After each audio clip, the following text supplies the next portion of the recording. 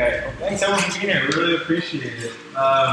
So here we are at the Colombe Hotel and Residences. This is Dan Zimmerman from NewForm Real Estate. So your family has been involved with the Colombe Hotel for a while. So we appreciate you being here. This is a little bit different than what we've done before. We typically do, kind of just new developments, kind of already starting up, but it's great to see a historic renovation. So we're real excited to be here. So awesome. Well, thank you all for coming. Thank you all for taking the time. Okay, thank you. Well, to get started, why don't you just tell us a little bit about yourself, a little bit about NewForm Real Estate, kind of what that stands for, and what have you guys been up to in that space? So I am a real estate developer among some other things, but our primary focus at NewForm is sort of adaptive reuse interlude real estate. So we want to do things that are special to Houston, that are unique to Houston, and really make an impact on the community. My background, I grew up in Houston. I was born here and raised here. I went to Rice University after high school. Then I went to SMU lived in Dallas for a few years. But other than that, I've been a Texan and specifically a Houstonian for my entire life. So what happens in Houston really matters to me. And I travel a lot. I've got friends all over the country and all over the world. I try to get them to come to Houston. They're always like, why would I go to Houston? And I wanted to be part of the change in that. And I think in the last decade, there have been so many great people doing so many wonderful things in Houston. And for me, it's been exciting to be a part of that. And ultimately, that's what NewForm Real Estate stands for. We try and do unique projects that help elevate the city. You won't see me doing a beige stucco and red brick shopping center with a Subway and a dry cleaners in it. Not that there's anything wrong with those, and we need them. No, we all go to, but we don't need any more of them. So it's really about being a proud Houstonian and a cultured Houstonian and a contributing member to what is the third largest city in the country. Soon, yeah. Yeah. Awesome. No, I think that's great. We need more developers focused on historic renovation, public placemaking, and that kind of thing.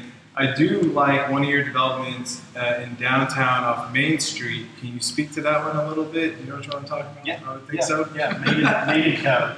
So Mandica is the Main and Commerce Exchange. Mandica for short. It's a group of buildings on the 100 block of Main Street, it's the intersection of Main Street and Commerce Street. Okay. So it's literally where Houston started. It was what they refer to as Allen's Landing, where the Allen brothers landed. And so this looks like a good spot for a city.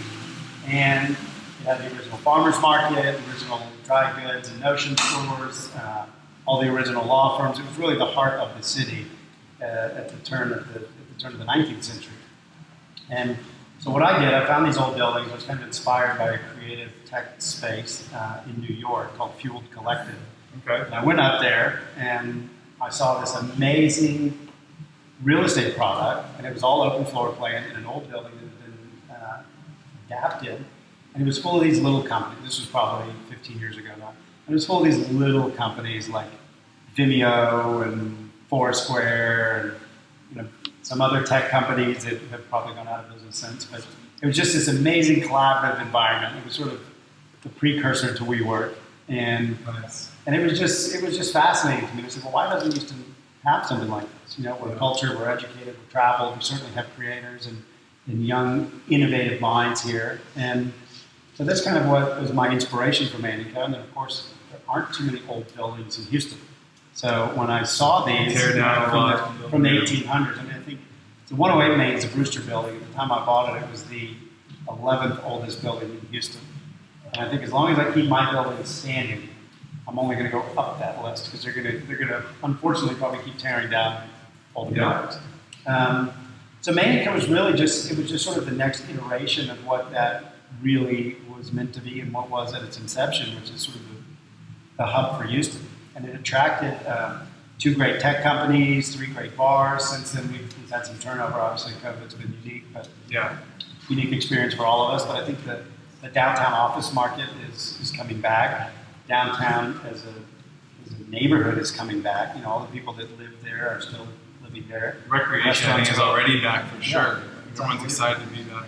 And I'm coincidentally opening up a coffee shop called Three Fibs right there at the corner of that development at the old. It was the old bail bonds. It was part of my inspiration. I said, you used to come over the bridge, and the first thing you see at the 100 block of Main Street was a bail bonds and a parking garage. Yeah, I know that one. Draft gray. It's so depressing. It's like literally the address is 100 Main, and That should be the cherished address. and a bail bonds. Like that's what Houston's been, you know. Anyway, so we painted. We hired we commissioned Duel, who's a local street artist, and he did a massive mural paying homage to Produce Row, which was what that farmer's market was called. Yeah. And now we're finally getting the coffee shop open. And Three Fibs, if you go back to the Allen Brothers story, there was an article they wrote. It was an article that was written about the Allen Brothers and said, a promise and a few fibs. And that was the sort of the story of Houston. And their marketing Yeah, they said material some for things in Houston- there that didn't seem too Oh yeah, accurate. there were but sea pulled some- breeze and the cool, Yeah. refreshing air and all this. Bayou and They the neglected, even more they neglected accurate. to mention those things. Yeah, but so that's the story behind Three Fibs, which again is is continuing the narrative of what downtown is and was, and specifically that place downtown. No, that's awesome that you guys are pushing the activity north, really towards the bayou. I'm very excited about it. I noticed Buffalo Bayou is extending the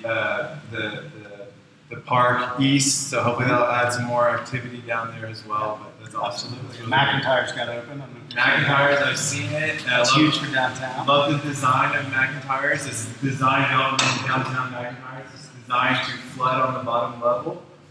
So the second and third floors are where the permanent infrastructure is, and so when there's a flood, they can take the flood on the first floor. So I kept having an issue with Spaghetti Warehouse there. So really cool that they got creative with that. All exciting, man. I love what you stand for, what you've been doing. So that's great. So let's talk a little bit about La Colombe. How did the Zimmerman family get involved with the La Colombe Hotel? And then how did you guys get involved with Hines, which I believe is your partner, for this great project right here? So that's a long, long story. I'll try and give you the quick version. Okay. My father grew up in New Orleans, which is a very dense, walkable European style city built for people. He found his way to Houston with family and after law school. He was a practicing lawyer. Didn't really like practicing law, so he started teaching law. And then to supplement his income, he started buying some properties in the only neighborhood that he could afford around campus, which was Montrose at the time. It was not the most desirable. So Montrose is the most affordable. How interesting. It was 50 Tables cents. have turned. 50 cents a square foot for real estate. So I think We missed out. Yeah, you could buy a house for $5,000 or so. At one point, it got up to $5 a square foot, and he'll tell you all these stories about it. He bought land for $5 and sold it for 10, and thought he was a genius, and now it's going for 200 and up. So anyway, so he got known as a guy that sort of bought old properties in Montrose, and then he was approached with the Fondren Mansion. This was the former home of Walter Fondren, who was the founder of Humble Oil, which is now became ExxonMobil. And he was approached by their family to buy the house. They even threw in a few extra bucks to demolish the old house. It had been given on a grant for 30 years to the American Red Cross. And then when he got in and started to take out the acoustical ceiling tile and linoleum flooring that had covered all the beautiful architectural millwork over the years, he didn't have the heart to tear it down. So they gave him extra dollars to tear that down. To demo it, yeah. Wow. And he just didn't have the heart to when he found all the beauty that had been covered up, and it had reminded him of some of his travels and growing up in New Orleans. These just beautiful old buildings. So then he set off to turn it into a boutique hotel, inspired by the Colombe in the south of France, which has been an artist haven for over a century. Same principle, just a few rooms, great food and beverage program, all centered around art. Awesome. And being a patron of the arts. And so that's how La Colombe came to be originally in Houston, Texas. And of course, I was born into it. I grew up around it. It's in my DNA, and it's just been pervading my every thought for as long as I can remember. And when it came time to redo it, we're thinking about various levels, soft renovation and major renovation. And we had the ballroom, which is a whole other story on this site where the tower now sits. And I remember standing back there on a surface parking lot thinking this is not the highest and best use for Montrose real estate now, $150, $200 a foot dirt.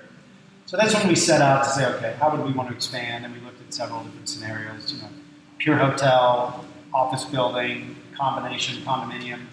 And we settled on a multifamily building. And then we hired wonderful consultants, wonderful contractors. We went through the whole exercise, and I think that the real key piece missing was a best-in-class developer. You know, we're developers. We're great developers. We're not Class A, 35-story high-rise developers. So you're good at what you do. You know, I got you. That's where Hines got involved. And we just, you know, I just asked myself in conversation, who's the best developer that I would want to be partners with. It was Hines. I asked a few friends if they had any contacts there, and I was given a contact. I picked up the phone and I called him. And I called Hines, and you know, my dad will joke, he says, Hines isn't going to talk to us. So I said, what does it hurt to pick up the phone and just call and see? Yeah. Tell me no thank you if they're not interested. Yeah. Well, they were interested. We ended up having lunch with the head of office development, the head of multifamily development. That week, we shook hands. They kind of shook hands, decided to be better suited for multifamily. It was fitting with our narrative and what we wanted to do, and off to the races we went. Perfect. Yeah. Here we are. It happened. I would say this is one of the most luxurious multifamily developments in Houston and beyond, especially recently. This is a beautiful development. Well, thank you. Thank you very much. So the hotel, it has some guest rooms in here as well? Yeah. So the hotel is comprised of 3 distinct experiences. So the mansion, we have 5 suites in the mansion, which is where we just came from, but it has the restaurant and the bar and the 5 original suites. Okay. 18 suites on the bottom 2 floors of this tower. Okay. So right now we're in this sort of lobby gallery area, and if you go through these 2 wings, there are rooms on either side, and then on the second floor is another set of rooms above. And the third experience are the bungalows, which is a garden apartment complex built in the 1940s. That we also restored, didn't want to tear down. And that's across the street. We'll take you and show you one of those. And there are 9 of them. And they are 2 stories. They have full kitchens, the bedrooms upstairs, closets, and they're still very much laid out as apartments, but of course they're fully furnished to come with all the hotel amenities. So they're very attractive to corporate relocation, medical center patients, extended stay. You know, if you're in Houston for 2 weeks or 2 months, you don't necessarily want to stay in a hotel room the entire time. So, wow, all kinds of experiences with this hotel, all kinds of options. But there's art woven through all of them. There's a consistent design narrative woven through all of them. And of course, you know, it's all sort of cohesive with our overall ethos and our food and beverage program. And of course, all the amenities and getting pampered is what you want in a luxury hotel. Definitely. Love being pampered. Yeah. So you told us a little bit about the history of the hotel. Can you tell us a little bit about, you know, what it took to do this latest renovation? What were some of the biggest challenges? What are some of the things you're most proud of with this latest renovation? I'll tell you, the historic building in and of itself is a challenge. You can plan and plan and plan as much as you want, but you're never going to be able to plan for everything you're going to encounter. So step 1, old buildings equal big problems. Yeah. Big rewards. Yeah, and that's why people do it. It's easier to tear them down.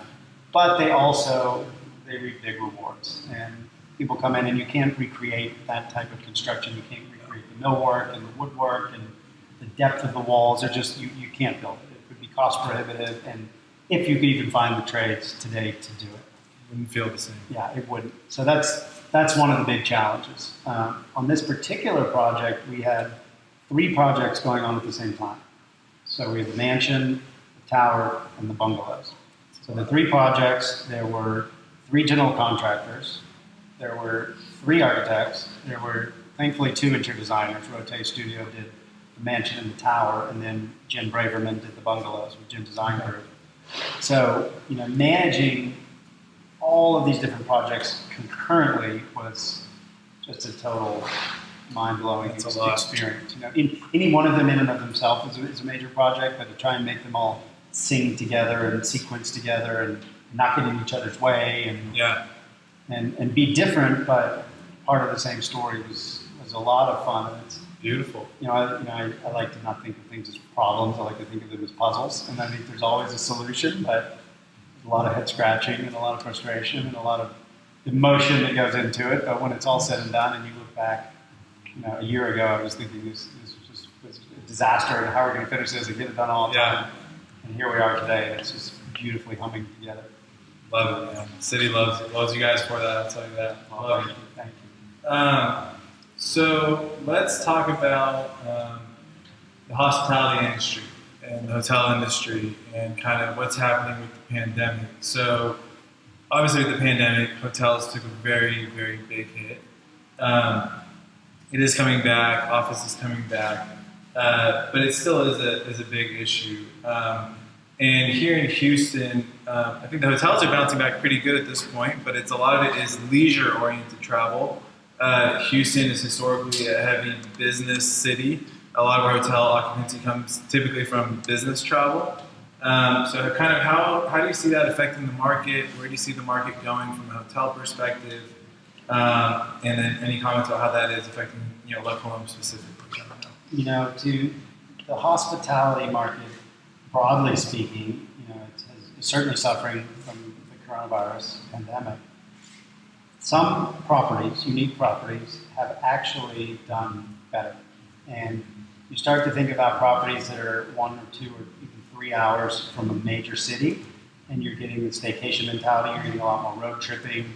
You get to, Relais Chateau properties or Auberge properties where there's a feeling of space and a feeling of privacy. It's a very different type of experience than a 500 room or 1,000 room Central Business District hotel. So it's a completely different aspect. To look at the hospitality as a whole is almost not, it's not really representative of what we have here. It's not representative of what we have here. It's certainly these bungalows that are separated. You actually the best thing to have right now. Of La Colombe. Yeah. And I think with us, we're not a hotel in Napa that's really a true destination for honeymooners and outside of the city, but we're also not a business-based hotel. I think we're somewhere in between. What we really are, we're an oasis in the middle of a city. And you go to major cities. You go to New York, you go to Tokyo, you go to LA. You've got a lot of product in one city. And I think in Houston, you historically could not have a lot of product in one city. But I think there's a market for it. And there's certainly people that will come to Houston on business, maybe stay an extra day. If I go to New York on business or I go to Portland on business, I always tack on leisure time. Absolutely. And that affects very much where I stay and how I choose to stay, right? I think, there'll always be people that need the hotel, the cheapest hotel right next to where their meeting is and so on and so forth. But I think what's beautiful about us is we're a unique product to this market. Yes. And I think we're a very special product. So I don't want to say that we're pandemic-proof or recession-proof because we're not, and we feel it. But we feel it in a different way, and we're small enough that we can adapt accordingly. I think you see convention center hotels downtown, and it's textbook, right? There's no conventions, there's no convention hotel business, and they're hurting. But you start to look at, other properties that have opened up, the Commodore Perry estate outside of Austin, and you can't get into the place, right? And it's because it's a several-hour drive from Houston or Dallas, and you feel like you're getting away. You are getting away. And even if you're from downtown Austin, you're still getting away. Yeah. And they've been uniquely positioned to do well during the coronavirus pandemic, and I think we've got a similar product here. Absolutely. And that's what we've seen. We've had unbelievable weekend businesses, people coming in from San Antonio and Austin, and they just wanted to get away, not get on a plane, bring their families, and have good food and be in a great neighborhood where they could walk to wonderful things and museums and antique shops and great restaurants and bars. And so we've kind of got a great location for really showing off the leisure side of Houston and still being convenient for the business side of Houston. Yeah, and just such a unique product that it just doesn't fit the mold of anything else, so it creates a lot of demand as well. No, awesome, I love it. Well, let's get on the tour soon, but last question, what gets you most excited about Houston, and what would you like to see more of? Ooh, everything. I think it's funny. Construction noise is just music to my ears. Same. I lived at one point temporarily in these townhouses that are now where the park is, where Zimmerman Park is. And they were Hanover was building their building right behind my bedroom for however many years. And people would say, doesn't that just bug the hell out of you? Every morning I said, no. What would bug me is if the noise stopped. That's really. And so I think sound of progress. The sound of progress. And like I said, I grew up as a Houstonian in the city, and you pick up GQ magazine and the best restaurants in the country, and Houston was never on the list. And the coolest hotels in the country, and Houston was never on the list. And, it just, now you're starting to see that. I mean, you can't pick up the best new restaurants or coolest cities or coolest without Houston being on the list. That's true. And I think that's, part of that is what we're doing, and part of that's what you're doing, and part of that is what all the other great food and beverage operators, art institution operators, hospitality operators in Houston are doing. And collectively, we made a big push to put Houston on the map, so to speak, as more of this oil-based, hot southern town. And there's that famous, I think, Hunter S. Thompson quote that I won't try and butcher, but it's just, it doesn't paint Houston in a very nice, very positive light. But I think if you come to Houston now and you have someone like you showing them around, or me showing them around, like everybody that leaves Houston, they love it. There's so much to offer. The people are wonderful. The food is People wonderful. are amazing. The artwork is amazing. The institution, the cultural institutions are amazing. There's nothing in this world-class city that we're missing. And so just more of it, I think, is what gets me fired up. And I think, obviously, I'm biased, but I think we're a very special hotel. And people ask me where's the best hotel or the best restaurant in Houston. It's hard to pick one because they're all different, right? But I think, I answer that question. For instance, where's the best restaurant in Houston? I say, well, why don't I say where I would take someone from out of town if they came to Houston to show them what Houston is all about, And I think, and that's what makes Houston, right? There are great steakhouses everywhere, great sushi places everywhere, but you don't have, the kind of stuff we have here. You don't have the Neil Collection everywhere. You don't have wonderful restaurants that are world class everywhere. Accessible to many people. And they really speak to the narrative of the city and what we're doing here, and the economic blend and the demographic blend and the ethnic blend. It's just super exciting. Yeah. So it all gets me excited. So more of Houston. Just more Houston. Put more Houston in Houston. Awesome. I love it. Now, I think that's a great place to end the interview. But before we get walking along, I want to see